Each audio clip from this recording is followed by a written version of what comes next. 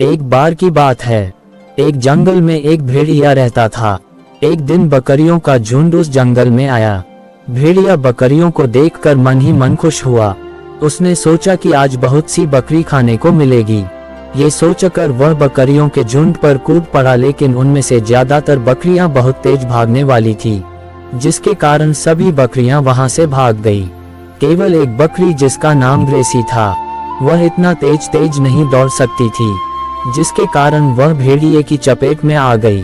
लेकिन वह बकरी बहुत बुद्धिमान थी। उसने भेड़िए से कहा कि मैं खाने में हूँ तो बहुत स्वादिष्ट, लेकिन यदि तुम मुझे अभी खाओगे तो मैं बहुत दुबली पतली हूँ।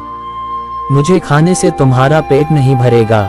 जब तुम मुझे छोड़ दोगे तो मैं एक हफ्ते में बहुत सा खाना खाकर मोटी हो जाऊंगी। इसके बाद तुम मुझे खा लेना। भेड़िए ने बकरी को देखा और उसे उसकी बात ठीक लगी। उसने सोचा कि एक हफ्ते बाद जब बकरी मोटी हो जाएगी तब वह मजे से उसे खाएगा।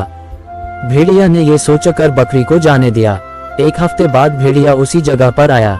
उसने ग्रेसी बकरी को एक चट्टान के ऊपर खड़ा पाया। उसने बकरी को कहा कि तुम वहां पर क्या कर रही हो।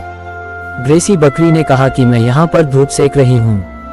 भेड़िए ने कहा कि तुमने मुझे एक हफ्ते के बाद मोटी होकर मिलने के लिए कहा था, जिसके बाद मैं तुमको खाकर अपनी भूख मिटा सकूं। बकरी ने कहा कि हाँ, मैंने कहा था तुम यहाँ चट्टान के ऊपर आकर मुझे खा सकते हो।